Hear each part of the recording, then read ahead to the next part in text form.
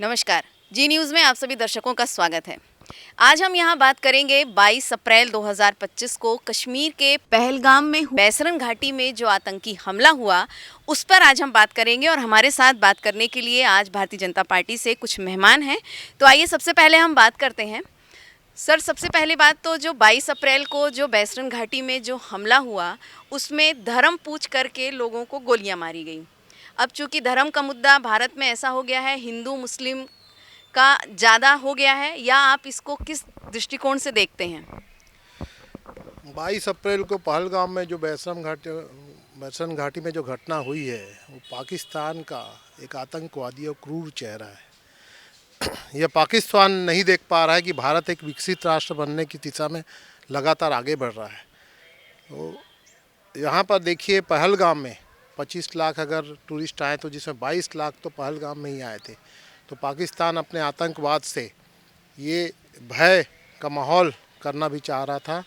और पाकिस्तान कुछ नहीं, देखिए, पाकिस्तान ने आतंकवाद का चेहरा, एक मुस्लिम पक्ष को आतंकवाद का चेहरा घोषित करवा दिया है।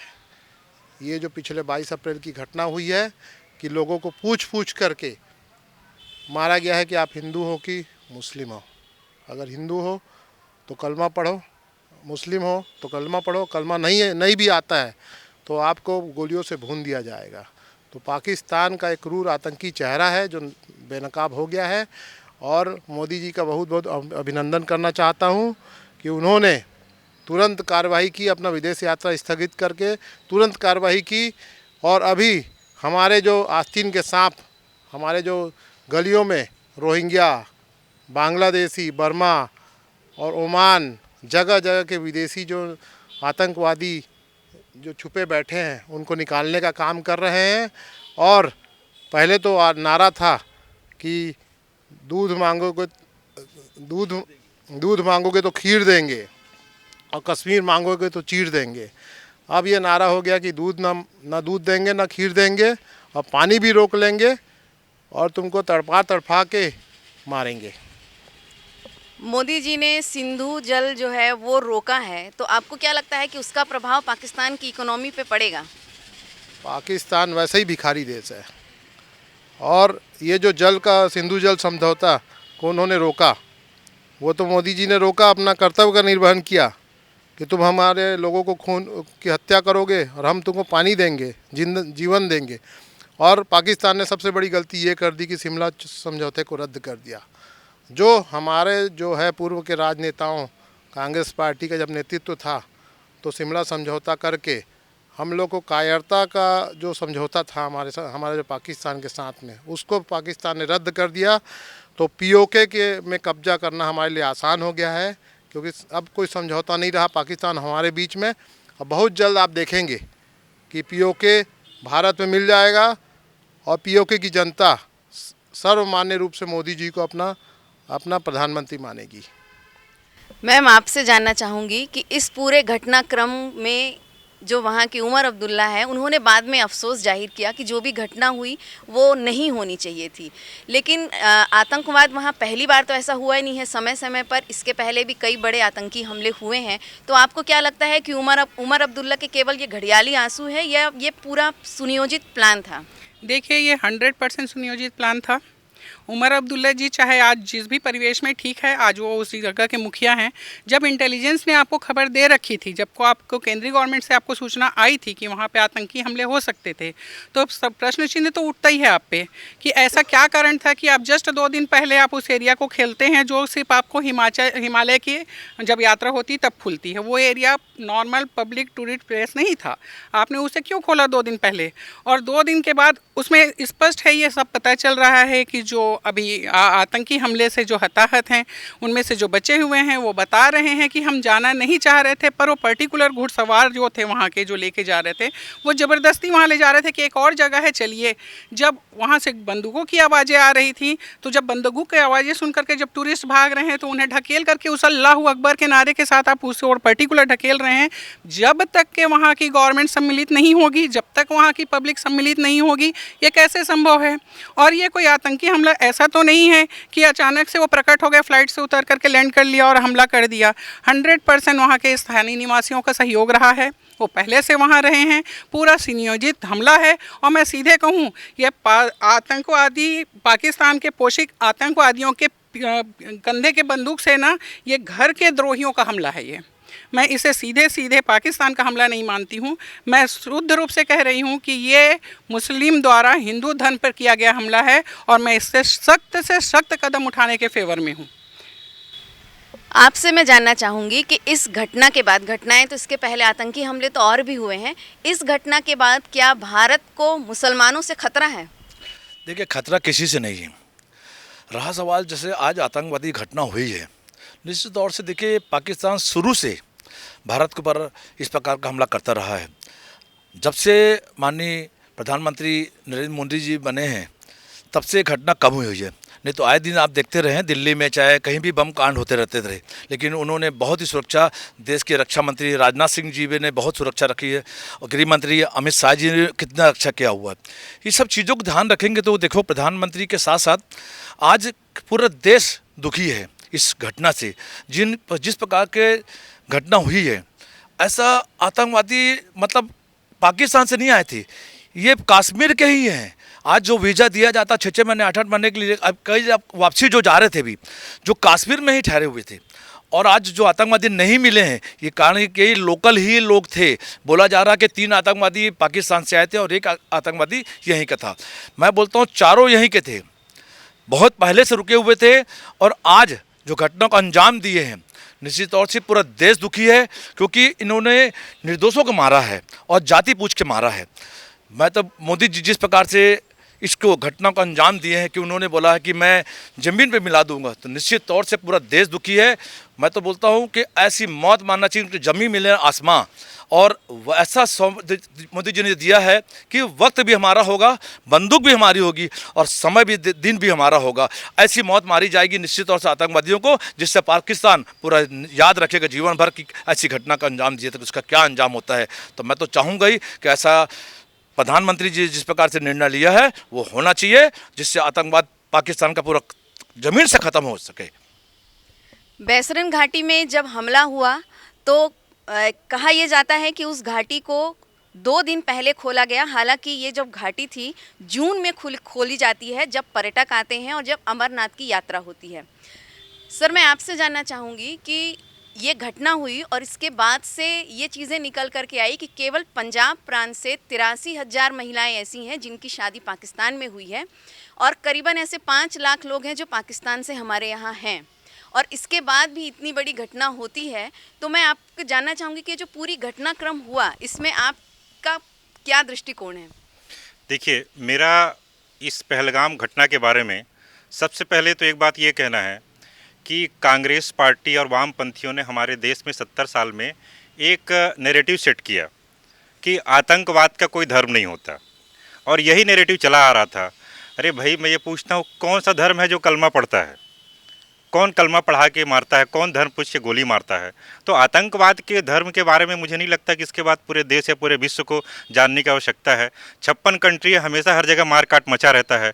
जिस देश में जाते हैं वहाँ जब उनकी आबादी 30% से ज़्यादा होती है तो एक मुस्लिम राष्ट्र की मांग करते हैं। यही पुराना इतिहास कहा गया है कि 30% से जहाँ ज़्यादा हुए। अभी आप बंगाल की हालत देख लीजिए। लौट कर मैं पहलगाम के घटने में आता हूँ कि पहलगाम की घटना किसी व्यक्ति का धर्म पूछकर, उससे कलमा पढ़वाकर, उसके पैंट उतार को चेक करके गोली मारी गई है।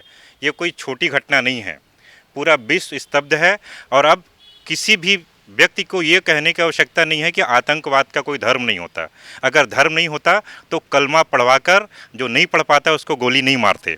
और रही बात जो आपने सवाल पूछा कि 83,000 महिलाएं केवल पंजाब में हैं, पूरे देश में अभी एक आंकड़ा जो RTI के माध्यम से एक वकील साहब ने, सुप्रीम कोर्ट के वकील, उन्होंने निकाला है, उनके हिसाब से 5 लाख ऐसी महिलाएं हैं जिनकी शादी पाकिस्तान में हुई है, जिनके पति पाकिस्तान में रहते हैं, और वो महिलाएं भारत देश में रहती हैं, और एक महिलाओं की एवरेज अगर 4 से 5 बच्चे अगर वो पैदा किए हैं तो लगभग 25 लाख बच्चे हैं जो भारत देश में ऐसे पैदा हो चुके हैं जिनके पति के पास पाकिस्तान का पासपोर्ट है। आज आप देखिए, अगर ये 25 लाख की जनसंख्या है तो मैं तो ये कहूँगा कि इसके पहले जो सरकार 10 साल से है और उसके पहले जो सरकार 70 साल से है वो क्या कर रही थी, उनको इस विषय में ध्यान से देना था। सरकार किसी की भी हो, अगर आज इतनी बड़ी घटना है तो सरकार को और भी कंसर्न की आवश्यकता है, इसको वेरीफाई करने की आवश्यकता है कौन से ऐसे लोग हैं जो पाकिस्तान में बच्चा पैदा करते हैं और यहाँ पे यहाँ की सरकार का खाते हैं, यहाँ के लोगों के टैक्स पेड का पैसा बर्बाद होता है। तो इस विषय में बहुत ही कंसर्न की आवश्यकता है और मैं तो ये भी मांग करूँगा कि सरकार इन सभी लोगों को जिनकी शादी पाकिस्तान में हुई है सभी को यहाँ से डिपोर्ट करे और वापस पाकिस्तान भेजे, इन 5 लाख महिलाओं को, उनके 20-25 लाख बच्चों को भी, तभी इस देश में आतंकवाद का समापन होगा। और दूसरी बात, कश्मीर की बात आती है, अरे भाई कश्मीर में तो हजारों ऐसी महिलाएं जिनकी शादी पाकिस्तान में हुई है, जो पाकिस्तान से पैदा होकर बच्चा हमारे देश में आएगा वो तो आतंकवादी रहेगा ना भाई, वो तो यहाँ के गोली ही मारेगा। धर्म पूछ के कौन हिंदू है उसको गोली मारो, कौन सिख है उसको गोली मारो। उनका तो बचपन में 8 साल की उम्र से ही सिखाया जाता है कि हिंदू काफिर होते हैं और इनके साथ नहीं रहना है, इनसे खरीदारी नहीं करनी है, इनको देखते ही इनका हत्या करना है। जाकिर नायक के कितने सारे भाषण जो मैं कह रहा हूँ ऑलरेडी यूट्यूब में डले हुए हैं, कोई भी जाके देख सकता है। जब इनके पास इतनी हिम्मत है कि खुलेआम कहते हैं कि काफिरों को गोली मारो, उनके साथ रहने की, उनसे खरीदारी करने की, उनसे कोई भी सामंजस्य बनाने की आवश्यकता नहीं है, तो यहाँ का मुस्लिम जो कम पढ़ा लिखा है, जिसके पास समझदारी नहीं है, तो ऐसे धर्मगुरुओं की बात को तो फॉलो करेगा ही करेगा। लेकिन हमारे देश में भी ऐसे अभी मुस्लिम हैं जो पढ़ लिख के समझदार हो गए हैं और इन चीज़ों से दूर उठते हैं। ये हमको पहली बार इस घटना के बाद देखने को मिला कि बहुत सारे हमारे देश के मुस्लिमों का बयान आया कि ये गलत हुआ है और ये धार्मिक उन्माद फैलाने के लिए पाकिस्तान के सहायता के माध्यम से इस घटना को मुस्लिमों के द्वारा हमारे देश में अंजाम दिया गया है और हिंदुओं को चुन चुन कर गोली मारी गई है। और इस विषय को सरकार से हम अपील करते हैं कि आने वाले समय में कड़े से कड़ा कदम उठाए, ऐसा कदम उठाए कि फिर किसी की हिम्मत ना पड़े कि धर्म के आधार पे किसी को पूछ के और उसको गोली मारे।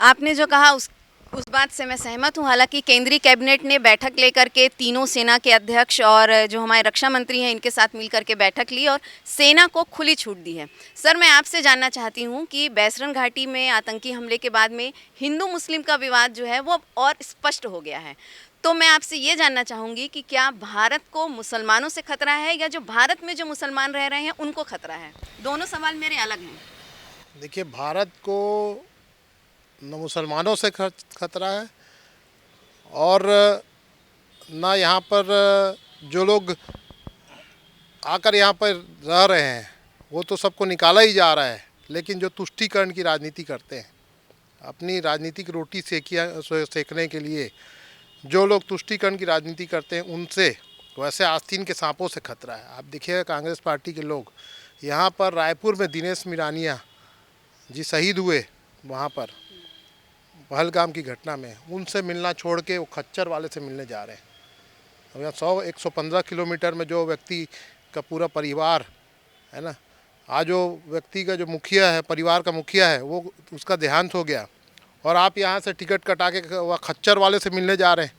और कांग्रेस पार्टी के बहुत सारे लोग पूरे देश में कांग्रेस पार्टी ने अभियान चलाया कि चलो उस खच्चर वाले से मिलेंगे।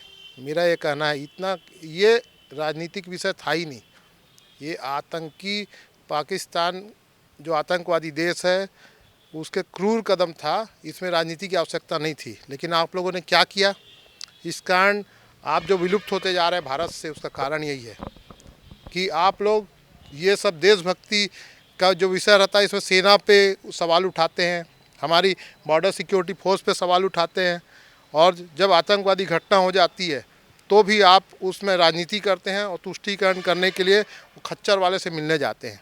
जबकि पड़ोस में आपका जो हिंदू भाई है उससे आप कभी मिलने नहीं गए, कभी सांत्वना नहीं देने नहीं गए, बहुत कम लोग गए हैं। तो मैं ये जो तुष्टीकरण की राजनीति करने वाले हैं ये हमारे असली आस्तीन के सांप हैं और बहुत जल्दी विलुप्त हो जाएंगे, ऐसी संभावना है। मैम, आपसे जानना चाहूँगी मैं कि इस घटना के बाद जो वहाँ का पर्यटन है, नो डाउट कुछ ना कुछ उसमें फ़र्क आएगा ही आएगा, और चूँकि मोदी जी ने इसमें कड़े कदम उठाने के ऐलान तो कर ही दिए हैं, इसकी वजह से पाकिस्तान भी डरा हुआ है, तो क्या अब हम ये माने कि पाकिस्तान पूरी तरीके से बर्बाद हो जाएगा? पाकिस्तान को बर्बाद करने की ज़रूरत है नहीं, वो तो पहले ही कटोरा लेके फिर ही रहा है। जगह जगह आटा मांग रहा है भीख में, बकरी सुअर बेच करके तो घर चल रहा है उसका कारोबार। उसकी कोई हैसियत ऐसे भी नहीं है, ऑलमोस्ट ख़त्म ही है। उसको परेशानी भी इसी चीज़ की है कि वो जितना बर्बाद हो रहा है, भारत देश उससे 10 गुना अधिक ऊंचाई पे जा रहा है, उसको ये डेवलपमेंट देखी ही नहीं जा रही है। बट हमारे साथ समस्या उस पाकिस्तान तो आज की डेट में है ही नहीं, वो कल भी नहीं था, आज भी नहीं है। जब भी उसने अपनी दुष्प्रवृत्ति को दिखाया है तो हमारे जवानों ने भर कर के उनको लात जूते मार के यहाँ से भगाए हैं। उनका कोई अस्तित्व फिर न भारत के सामने था न है, और हमें वो उस टाइप का शत्रु की से डरने की ज़रूरत भी नहीं है। हाँ, समस्या ये है कि हमें अभी कुछ जब से धारा 370 हटी थी, हमें ये लग रहा था कि जो हमारा जम्मू कश्मीर का जो एरिया है जिस पर आए दिन डिस्टर्बेंस होते रहता था, वो बहुत अच्छे तक के इंडिया में बहुत अच्छे से मिक्सअप हो गया है और अब वो बाकी की तरह शांत एरिया है। पर अभी हमें पता चल रहा है, जैसे कि इससे पहले आपने वक्तव्य में सुना कि बोला जा रहा है कि भैया 20-25 अंडे यहाँ दे रखे हैं लोगों ने आतंकवादियों के, वो आए दिन जब तक यहाँ रहेंगे वो डिस्टर्ब करेंगे। तो जब तक के इनकी पूरी निकासी नहीं हो जाएगी, ये जो भारत मूल की होकर के पाकिस्तान में जो दूल्हा ढूंढती हैं, इनकी यहाँ से प्रॉपर विदाई नहीं हो जाएगी, तब तक के ये अपने बच्चे समझते यहीं हराम के पलेंगे, हराम का खाएंगे, हमारे बच्चों का रोज़गार खाएंगे। और ये इस जो क्योंकि जम्मू कश्मीर पर्यटन पर ही बेस है, जम्मू कश्मीर का सबसे बड़ा उद्योग धंधा पर्यटन है। तो आप ये सोचिए ना कि मैं तो निवेदन करूंगी जम्मू कश्मीर के उन लोकल लोगों से कि आप समझिए कि आपको भी पाकिस्तान अपनी तरह आटा चावल मंगवाने पे मजबूर कर रहा है। इस स्थिति में आपके बीच में रह रहे हैं, आपके बच्चों के हक का वो खा रहे हैं, आपके बच्चों की नौकरी खा रहे हैं, आपके ही छवि में अपने आप को बचा के चल रहे हैं और आतंकवादी हमला कर रहे हैं। तो सबसे पहले तो खुद जम्मू कश्मीर के लोगों को सम्मिलित होना चाहिए गवर्नमेंट के साथ में, और एक एक को चुन चुन करके इन लोगों को गवर्नमेंट के हवाले करनी चाहिए, ताकि मोदी जी इनको बाइज्जत इनको विदाई कर सकें, ताकि उनका पर्यटन डेवलप हो। अदरवाइज इस टाइप की हरकतें होती रहेंगी तो निश्चित है कि उनके साथ बड़ा एक्शन जब तक नहीं होगा, देखिए हमारी सरकार तो सक्षम है, वो तो खाली होगी। इसका एक अगला छोटा सा है, चर्चा हम बाद में कर सकते हैं, जो जाति गणना के लिए जो अपने सर पे सेहरा बांधे फिर रहे हैं कांग्रेसी, ये इसकी एक बहुत छोटी सी एक फर्स्ट स्टेप है। इसके बाद 100% हम अपने भीतराघाती लोगों को बहुत अच्छे से पहचान पाएंगे जो मुखौटा बांध के बैठे हुए हैं यहाँ पे। और रही बात हिंदू मुस्लिम एकता, तो ये बहुत सर्वधर्म समभाव वाला देश रहा है, यहाँ कभी किसी मुस्लिम को ना खतरा रहा है ना खतरा होगा। हाँ, चंद गद्दार यहाँ बैठे हुए हैं नमक हराम, जो हमारी खा करके हम पर ही बंदूक तानते हैं। पर अब भारत वो नहीं है कि बंदूक तानने वाले को भाईचारा करके बांटते फिरे। अब वो भारत हो चुका है कि तुमको दो लगा करके सीधे बॉर्डर बाहर फेंका जा सकता है, और मोदी गवर्नमेंट वो कर रही है और जनता का सपोर्ट भी है। तो इसलिए यहाँ पे अभी कुछ भी नहीं होना है। जम्मू कश्मीर एक दिन बहुत अच्छा फलता फूलता देश रहेगा अपने साथ में, बल्कि बोलिए कि बगल का जो हिस्सा है वो भी शायद हमारे साथ ही आए, है ना, क्योंकि वहाँ पर भी आग लगी हुई है। जब तक उमर अब्दुल्ला वहाँ रहेंगे क्या ऐसा संभव है? उमर अब्दुल्ला जी को भी सुधरना पड़ेगा, क्योंकि देखिए जब छांटा जाएगा तो भाई बही खाता तो सबका देखा जाएगा। और जब जनता अपने गद्दारों की संख्या कम हो जाएगी ना, अक्सर ये हो जाता है कि जो बहुत सारा कारण होता है कि जो बोलते हैं ना, गलत के गलत करने से उतना बुरा फर्क नहीं पड़ता जितना सही के चुप रहने से होता है। तो जब अभी जो एक डर का जो माहौल बना हुआ है ना भीतरी गद्दारों का, जब उनकी संख्या कम होगी, चुन चुन के भगाए जाएंगे, तो अपने आप मुखर होकर सब अंदरूनी लोग बाहर आएंगे और बहुत जल्दी उमर अब्दुल्ला जी को भी अपने भारत गंगा मैया की धार में बहना पड़ेगा। उल्टी धार उनकी नहीं चल पाएगी, या तो सुधर जाएंगे या सुधार दिए जाएंगे। राजेश जी, आपसे जानना चाहूँगी, हमारे देश में सभी धर्म के लोग रहते हैं और सभी धर्मों के लोगों को अपना अपना धर्म मानने की छूट है। इस टाइप की घटनाएं कश्मीर में ही होती हैं और सबसे हैरानी की बात यह है कि कैसे पाकिस्तान से केवल आतंकवादी ही आ जाते हैं और इतनी बड़ी घटना को अंजाम दे के चल देते हैं। देखिए, कश्मीर में जहाँ तक सवाल है कश्मीर का, वहाँ मुस्लिम ज़्यादा रहे हैं। आप उसके पहले भी देखे होंगे कि कश्मीरी हिंदू जो थे, उनको पंडितों जो थे उनको भगाया गया था। बहुत घर द्वार छोड़ करके, दुकान छोड़ करके, अपने सब छोड़ करके आके दूसरे प्रदेशों में बसे थे। ये घटना शुरू से चली रही है और धारा 370 जो हटाई गई, क्या कारण है? इसी के कारण है कि आज के हिंदू धर्म का आदमी हमारे वहाँ ज़मीन नहीं ले सकता, शादी नहीं कर सक रहा, कुछ भी नहीं कर सक रहा था। आज माननीय मोदी जी के नेतृत्व में जिस प्रकार से हटा है, उसके बाद से तब से आज हम वहाँ पर ज़मीन भी ले पा रहे हैं, एक बिजनेस भी कर सक रहे हैं, सब हर धर्म के लोग अब पहुँच रहे हैं। तो निश्चित तौर से अब्दुल्ला जी को बहुत घबराने का मौका आ गया है, घबरा रहे हैं वो उस चीज़ के लिए कि क्या होगा हमारे, क्योंकि उनके मोनोपली थी और मुस्लिम ही वहाँ पर सबसे ज़्यादा थे। इस कारण परेशानी का सामना करना पड़ रहा था उनको। लेकिन आज अब समय चेंज हो गया है, अब तो बहुत अंतर आ गया है, क्योंकि मोदी जी ने जो कहा है, बोलते हैं ना, खाता न बही मोदी जी कहें सही। तो आज मोदी जी जो कर रहे हैं बहुत सही कर रहे हैं कि हर चीज़ का बारीकी से निर्णय ले रहे हैं। आज देखो पाकिस्तान, जहाँ तक सवाल मैडम ने बताया भी कि पाकिस्तान के जो लोग थे यहाँ जो आए थे वीज़ा लेके, उनको जाने के लिए लाइन लगी बॉर्डर में। अब पाकिस्तान मना कर दिया कि हम लेने के तैयार नहीं हैं, उनको लेने के तैयार नहीं। 2-2 दिन से लाइन लगी हुई, बताइए वहाँ पर। आज छोटे छोटे बच्चे बेचारे बिलक रहे हैं, भूख से मर रहे हैं, वहाँ पर बॉर्डर में खड़े हैं। आज लोग जा नहीं पा रहे, लाइन लगी गाड़ियों की। कितनी बड़ी बात है। सौभाग्य सोचिए कि पाकिस्तान के प्रधानमंत्री आज उनको लेने के तैयार नहीं है। आज हम हिंदुस्तान में कैसे रखेंगे उनको। आज बताया जैसे बीपी सिंह से जो बताया कि 25 लाख लोग पड़े हुए बच्चे उनके, ये कब मौका आएगा। आज तो जो वीसा लेके आए हैं उनके सोचो कि उनको नहीं ले रहे हैं तो इन बच्चों को कैसे लेंगे। तो उनको तो खतरा मंडराने लगा है कि भारत से जो भगाए जा रहे हैं क्या होगा पाकिस्तान का। तो मैं तो चाहूँगा ही कि प्रधानमंत्री जी इन सभी को निकालें। बहुत अच्छी बात कहा है बीपी सिंह से कि सिंह जी ने कि बच्चों को जो हटाना है वो निश्चित तौर से आगे चल के वो आतंकवादी ही बनेंगे, ये कर्म उसके होना है। तो ये मैं तो चाहूँगा कि इनको सबको एक लाइन से निकाल करके पाकिस्तान को दें यहाँ से, तो सभी सही रहेगा। राजेश जी ने कहा कि खाता ना बही, मोदी जी जो कहें वो सही। हमारा भी यही मानना है कि इस समय जो भारत के जो माहौल है वो धर्म के हिसाब से यदि हम देखें तो बहुत सही है, लेकिन आतंकवाद किसी भी तरीके से लिए देश के लिए कि नासूर है। सर, आपसे जानना चाहूँगी, इतनी बड़ी घटना के बाद मोदी जी ने तीनों सेनाओं की बैठक करी, उनका जो एक्शन प्लान नो डाउट हमको देर से समझ में आता है लेकिन बहुत अच्छा रहता है। तो आप हमारी सेना के लिए क्या कहेंगे? इस सेना के लिए तो भारत देश में कोई शब्द ही नहीं भाई। हमारी सेना के शौर्य पराक्रम, उनके एक्शन पे कोई शंका नहीं है। हम तो आज हम जो सो रहे हैं यहाँ पे चैन की नींद बैठ के आपसे बात कर रहे हैं, तो सेना बॉर्डर पे अपनी जान दे रही है, इसलिए हम यहाँ बैठे हैं। पहलगाम में हमले के बाद वहाँ के पर्यटकों ने कहा कि वहाँ पे ना आर्मी थी ना वहाँ पे सेना थी, हम वहाँ सुरक्षित नहीं थे। तो पहलगाम के बारे में ना मैं आपको एक टेक्निकल बात बता देता हूँ। देखिए, केंद्र शासित प्रदेश है, वहाँ की पुलिस भारत सरकार केंद्र सरकार के अधीन पे है। लेकिन ये जानकारी बता देता हूँ कि जब भी किसी भी पुलिस का डिप्लॉयमेंट करना होता है तो एसडीएम के परमिशन के बिना कोई भी पुलिस का या केंद्रीय बल का डिप्लॉयमेंट नहीं होता है। और एसडीएम जो आता है वो राज्य सरकार के अधीन में आता है, जहाँ भी केंद्र शासित प्रदेश रहता है। तो वहाँ के एसडीएम थे उमर अब्दुल्ला जी के अधीन पे। तो एसडीएम ने जब कोई कदम नहीं लिया तो कैसे पुलिस और फोर्स का डिप्लॉयमेंट होगा। ये एक टेक्निकल बात है, इस बात को आप सर्च करिए, यही सच्चाई है। तो कहीं ना कहीं राज्य सरकार का पूरा फेलियर है। अगर जून से पहले वो अप्रैल में पहलगांव के उस एरिया को खोल रहे हैं तो वहाँ के एसडीएम और राज्य सरकार की ये व्यवस्था बनती है कि केंद्र सरकार को अपनी रिपोर्ट सौंपे, वहाँ पे ये दरख्वास्त लगाए एलजी के पास कि पुलिस और मिलिट्री की व्यवस्था वहाँ पर प्रॉपर करे। तो कहीं ना कहीं राज्य सरकार ने गलती की, जिसकी सज़ा हिंदू भाइयों को वहाँ पर झेलना पड़ा। कई आर्मी का जवान था जिसकी शादी दो दिन पहले हुई थी, वो महिला विधवा हो गई। आईबी के एक अधिकारी था, उनकी भी वहाँ पे मृत्यु हो गई। तो कहीं ना कहीं राज्य सरकार की खामियों का खामियाजा केंद्र सरकार की रेपुटेशन पर और वहाँ के हिंदू भाइयों को झेलनी पड़ी। एक सवाल मैं खुद ही ले लेता हूँ जो आपने तीनों से पूछा, मेरे से नहीं पूछा। क्या भारत देश को मुस्लिमों से खतरा है या नहीं, यही सवाल है ना। हमारे भाई सब हमारे भाई हैं, लेकिन खुल के बोलने पे कैमरे के सामने शायद उनको संकोच हो रहा हो, अभी भी संकोच बाकी है। यही सनातन धर्म की सुंदरता है कि हम चाहते हुए भी बहुत सारी बातों को नहीं बोल पाते हैं। मैं भी कुछ नहीं कह रहा हूँ, मैं आपको 2-3 उदाहरण दे रहा हूँ, उस उदाहरण से आप समझिए कि खतरा है कि नहीं है।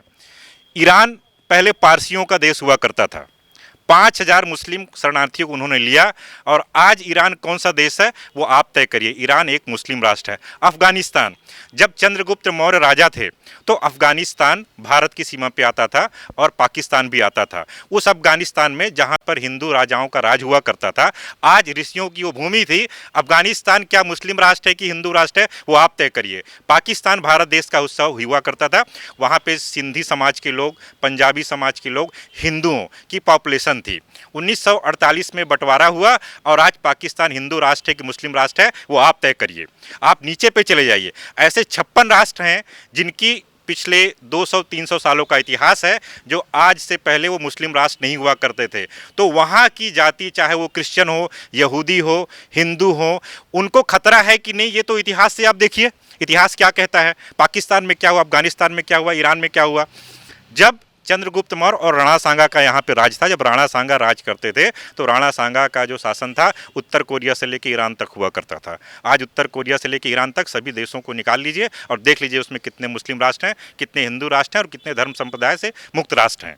तो खतरा है कि नहीं, ये तो इतिहास बताता है। मुगल अफगानिस्तान से 300 मुगल आए भारत देश में, उन्होंने क्या किया, कितनी मंदिर तोड़ी। चाहे वो आप यहाँ गुजरात से लेकर आप नॉर्थ तक चले जाइए, कितने मंदिर टूटे, कितने टूटे। मंदिरों को तोड़ के मस्जिद बनाया, किस उद्देश्य से बनाया भाई? क्यों? उनको खतरा नहीं था तो यहाँ रहना था। आप बाजू में एक मस्जिद बना लेते, कौन रोक रहा था?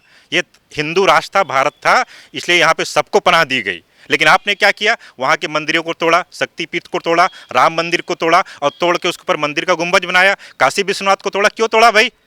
अगर यहाँ के हिंदुओं को खतरा नहीं था, यहाँ के धर्म को खतरा नहीं था तो मंदिर के बाजू में एक बनवा देते आप मस्जिद। कौन रोक रहा था? यहाँ पे पूरा देश खाली था, कोई भी राजा ने नहीं रोका, किसी ने नहीं रोका। तो पिछले 1948 से लेकर अब तक धर्म के नाम पर जेनोसाइड्स हुए हैं। अगर कश्मीर में खतरा नहीं था तो 1992 में 7 लाख कश्मीरियों को 24 घंटे के अंदर घर क्यों छोड़ना पड़ा? आप उनके यूट्यूब में देखिए, न्यूज़ में देखिए कि जिन्होंने घर नहीं छोड़ा उसके पति की गर्दन को काट के एक खंभे में लगा के दरवाजे के सामने गाड़ देते थे कश्मीर में। ये मैं नहीं कह रहा हूँ, आप इसके इतिहास को उठाइए, टीवी देखिए, यूट्यूब देखिए, लोगों के, कश्मीरी पंडितों के भाषण को सुनिए। बंगाल में क्या हो रहा भाई? बंगाल में हमारे बिलासपुर से 10 ऐसे 12 परिवार हैं जिनको बंगाल से मार के भगाया गया। सुंदरवन एरिया में रहते थे वो, जब मुस्लिमों ने वो किया तो वहाँ के हिंदुओं को मार कर भगाया उन्होंने। अभी जब वक्फ बोर्ड का टाइम आया, वक्फ बोर्ड का समय आया ना, जब उन्होंने पारित किया तो बंगाल में क्या हुआ? पूरा देश नहीं देख रहा क्या? अंधे हो गए क्या सभी? किसी को समझ में नहीं आ रहा कि क्या चल रहा देश में, कि बोलना पड़ेगा उसके लिए। ये सबको आपको देखना चाहिए कि बंगाल में क्या हो रहा है। अभी 500 परिवार पलायन किए भाई। क्यों पलायन किए? खतरा नहीं था तो नहीं करना था पलायन भाई? किए ना 500 परिवार ही पलायन एक गांव से। क्यों किया पलायन उन्होंने? क्या कारण था? कारण तो यही था ना जो आप मेरे सवाल पूछ रही हैं। खतरा नहीं होता तो पलायन क्यों करते? आज पश्चिम बंगाल में 27 से 30% मुस्लिम वोटर हैं और लगभग 35% के ऊपर जनसंख्या होगी उनकी। क्यों वहाँ पे बार बार दंगे हो रहे हैं? हम ममता बनर्जी को दोष देते हैं, वो तो वोट बैंक की राजनीति कर रही भाई। उनके में यूनाइटेड है वो लोग, वो वोट बैंक की राजनीति कर रहे हैं, उनको संरक्षण दे रहे हैं। तो कहीं ना कहीं इस विषय पे अच्छे बड़े स्तर पर, राष्ट्रीय स्तर पर थिंक टैंक को सोचने की आवश्यकता है कि खतरा है कि नहीं है। उस पर भी मैं एक बात अपनी पर्सनल विचार रखना चाहता हूँ कि खतरा उन कट्टर मुस्लिम और थिंक टैंक और धर्म गुरुओं से हैं जो बच्चे पैदा होते हैं मुस्लिम और बचपन से उनके माइंड को वाश किया जाता है। असली खतरा उन कट्टरपंथियों से है। ऐसा नहीं है कि माँ के पेट से मुस्लिम का बच्चा या हिंदू का बच्चा सोचकर पैदा होता है, यहाँ पर उसको सिखाया जाता है। तो जो सिखाने वाले हैं उन मुस्लिमों से हमारे देश को खतरा है। जो पत्थरबाजी के लिए उकसाते हैं कश्मीर में, उन मुस्लिमों से हमारे देश को खतरा है। जाकिर नायक जैसे मुस्लिमों से हमारे देश को खतरा है, ना कि हमें हमारे जो देश के एपीजे कलाम थे ऐसे मुस्लिमों से खतरा था। ऐसे मुस्लिमों से खतरा नहीं है। आज भी हमारे देश में एपीजे कलाम भी थे और जाकिर नायक भी थे। तो मैं कहना चाहूँगा जाकिर नायक और उसके जैसे हजारों मुस्लिमों से हमारे देश को खतरा है, लाखों से खतरा है जो हिंदू को काफिर कह के बुलाते हैं और जो धार्मिक उन्माद फैलाने के लिए ऐसे बच्चों को प्रेरित करते हैं जिसकी कोई समझ नहीं होती, वो कच्ची माटी के घड़े होते हैं। तो ऐसे लोगों से खतरा है और बिल्कुल खतरा है। और मैं खुल के कैमरे के सामने कह रहा हूं, ऐसे मुस्लिमों से भारत देश को नहीं पूरे विश्व को खतरा है। सर, आतंकियों ने जब वहाँ जेंट्स पुरुषों को मारा तो उनकी महिलाओं से ये कहा कि मोदी को बता देना। तो उनका सीधा सीधा संदेश ये जा रहा है कि वो जो डर है, वो अपना डर, जो महिलाओं के जो डर है, वो मोदी को बताना चाहते हैं। तो मैं चाहती हूँ कि एक हम जिम्मेदार नागरिक होने के नाते आप मोदी तक अपनी क्या बात पहुँचाना चाहेंगे? वहाँ जब पहलगाम में आतंकियों ने बोला तो पाकिस्तान के जो आर्मी चीफ की जो लैंग्वेज उन्होंने इस्तेमाल किया, उस बयान को वहाँ के पाकिस्तान के आर्मी चीफ मीडिया में दे चुके हैं। यही कारण था कि तुरंत मोदी जी ने एक्शन लिया और पाकिस्तान से का दाना पानी सब बंद कर दिया। तो मैं ये मोदी जी से कहना चाहता हूँ कि अब पानी जो है सर से ऊपर से निकल चुका है। अब समय आ गया है कि पाकिस्तान को उसकी औकात दिखाने का, और हमारा जो पीओके चला गया था उस पर कब्जा करने का समय आ गया है। और हम लोग इंतज़ार, पूरे भारत की जनता, 140 करोड़ जनता इस चीज़ का इंतज़ार कर रही है कि आप जो एक्शन लेंगे और पाकिस्तान को उसकी औकात बताएंगे। धन्यवाद। तो ये पहलगाम में हुए आतंकी हमले एक खास पेशकश थी जिसमें हमारे साथ जो इस विषय में जो बहुत अच्छे बोलने वाले थे वो हमारे साथ जुड़े थे और इन सब के साथ हम भी यही चाहेंगे कि पहलगाम हमले में जितने भी लोग संलिप्त हैं उन सबको भारत सरकार या मोदी जी कड़ी से कड़ी सजा दें, क्योंकि इस घटना को लेकर के जो पूरा देश है वो आक्रोशित है और सब ये चाहते हैं कि इस पर न्याय हो। अगली बार फिर किसी और मुद्दे के साथ आपके सामने हाजिर होंगे। तब तक मेरे कैमरामैन गोपाल मौर्य के साथ मुझे दीजिए इजाज़त। नमस्कार।